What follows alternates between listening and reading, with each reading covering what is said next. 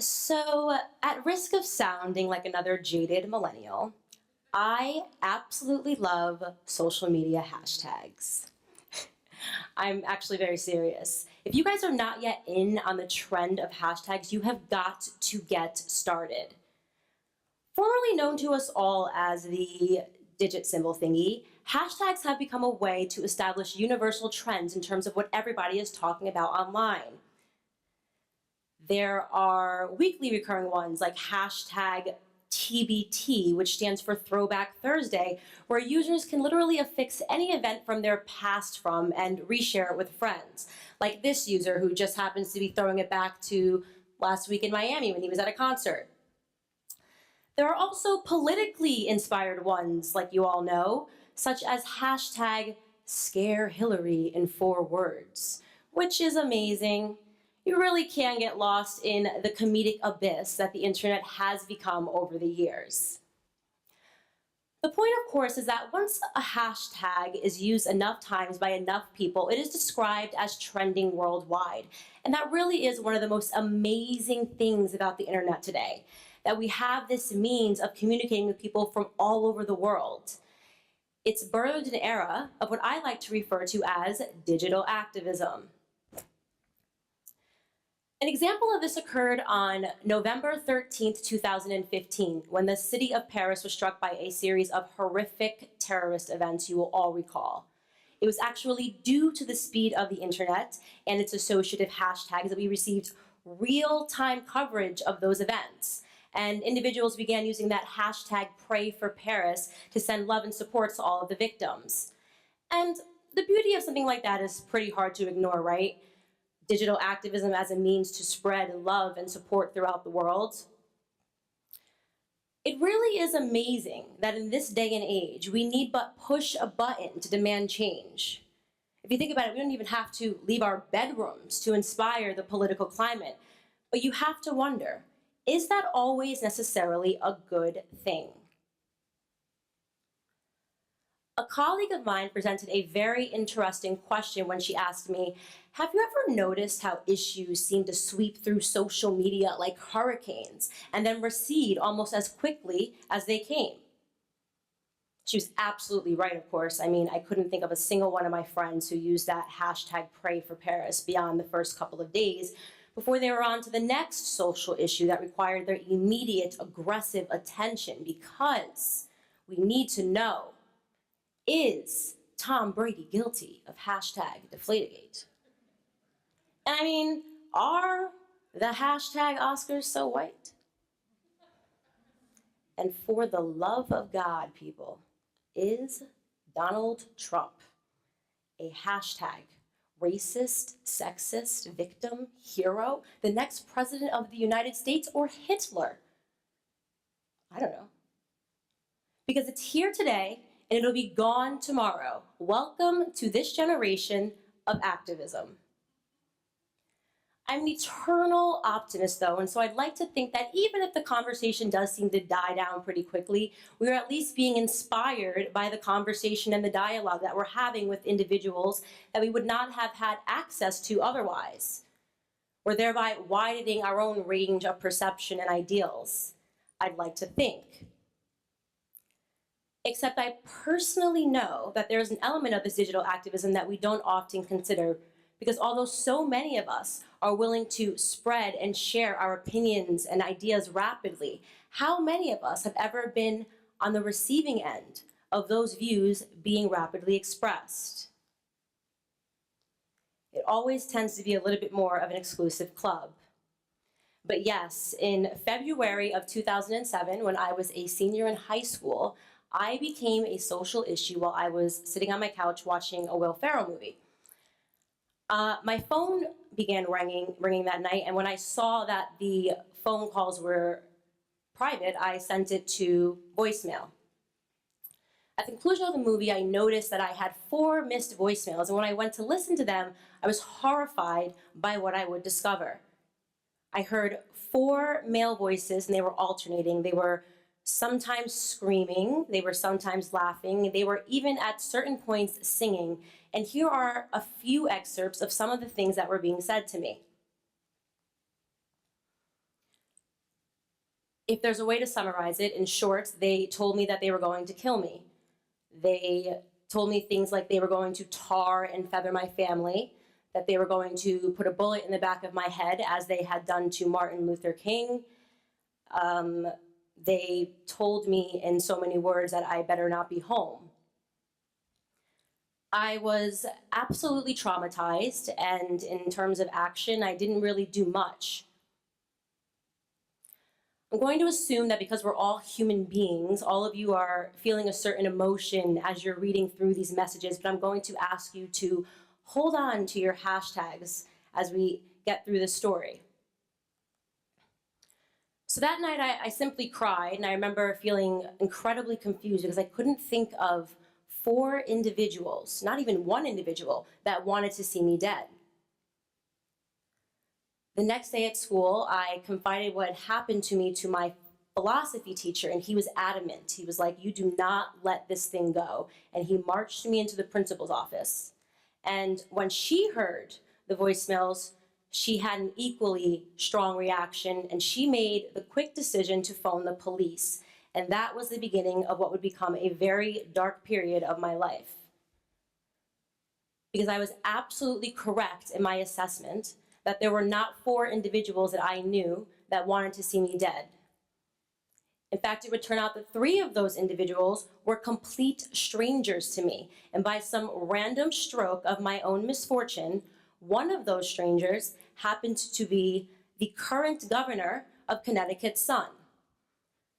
And so the issue very quickly became hashtag politics, and we all know that the figurative hurricane swept right on in. My face was splattered across the front page of every newspaper throughout the state of Connecticut. The FBI was called in due to its unusual strand of high profile to analyze the voice messages and the voices on them. News stations would replay them over and over again because they wanted to make sure everyone was made privy to what a politician's son was involved in. I also had NAACP members who I had never spoken to prior waiting on the front steps of my high school with cameras in tow to speak out on the horrors of what a Black girl was going through.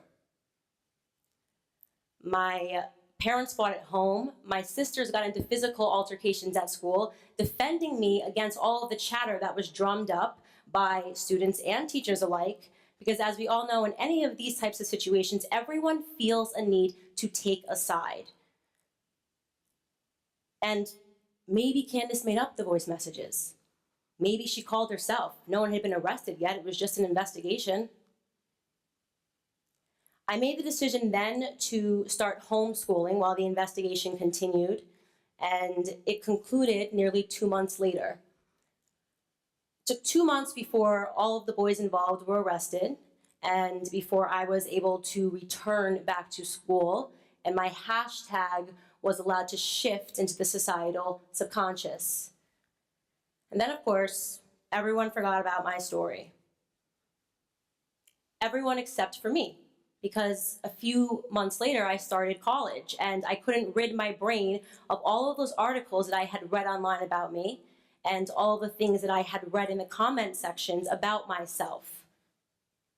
I was naturally terrified that incoming freshman students that could potentially be my friend would discover these articles and form presumptive hashtags about my character. And I certainly didn't want them to think that I was a hashtag race baiter or that I was hashtag trouble or hashtag anything else. But I couldn't control the internet.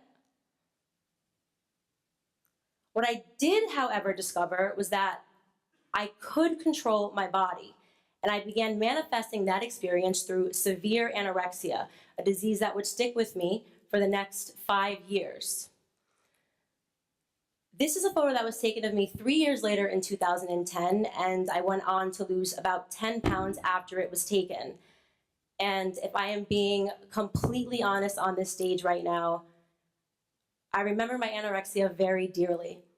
I had an affectionate relationship with it. It was very hard for me to let it go because it was my best friend for 5 years. It gave me control of my life back. I felt somehow that with every calorie that I avoided, I was also avoiding the problems from my past.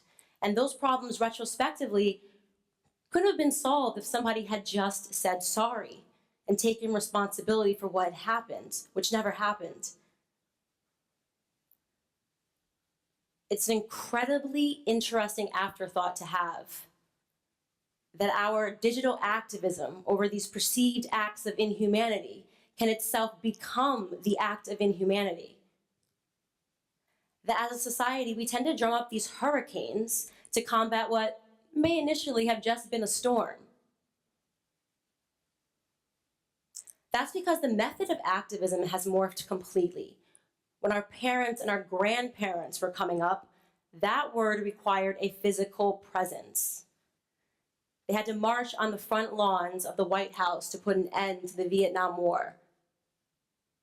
They had to risk their livelihoods to put an end to institutions like segregation. Activism meant maybe being arrested. Activism meant maybe being killed. So they had to care deeply, beyond the concept of a trending hashtag, to voice their outrage. But today we have the internet. And the internet is fast, and the internet is amazing, but it doesn't exactly require a physical presence, and it therefore allows us a level of detachment. Which is why when I bring myself back into that circumstance and back into high school, I always ask myself, could any of those children have said any of those words to my face? Better yet, what would have been the outcome even had I have just picked up the phone? It is so easy to yell at an object because objects don't have emotions. People do. Had I picked up the phone, they would have heard my voice, a voice of a real human being carrying real emotion, and it would have stopped them in their tracks. It would have tethered them to their own humanity.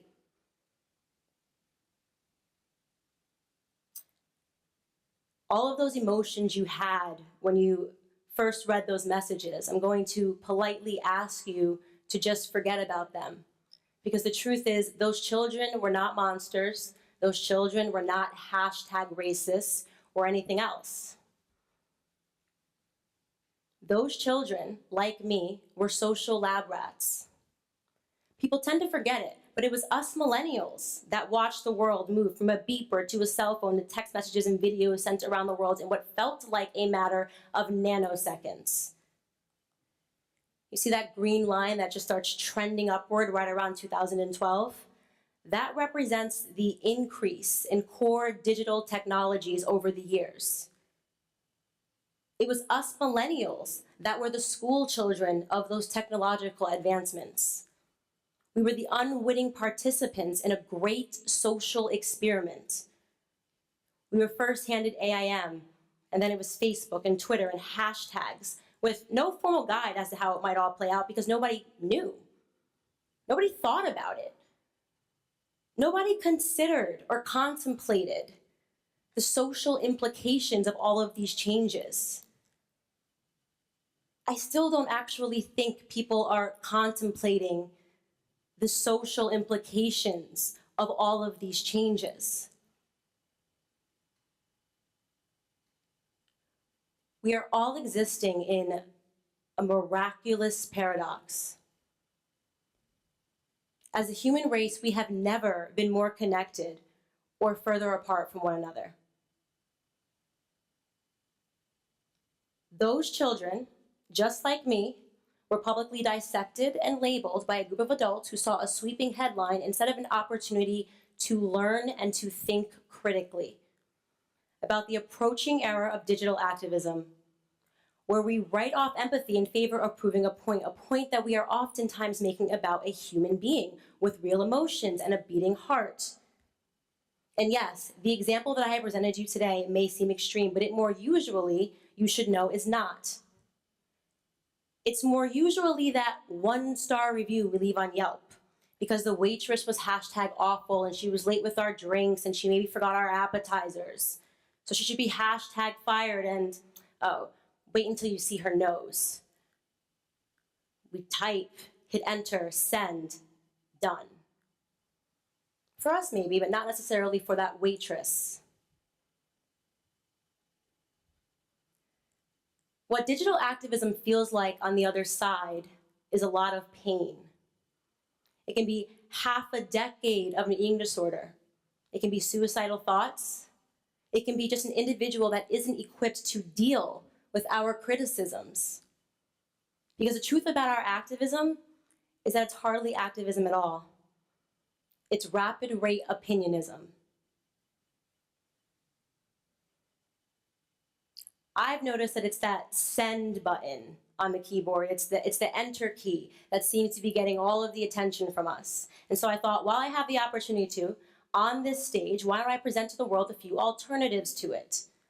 Like the control one, or the delete one. And I thought, now that might be a hashtag worth spreading. Thank you guys so much.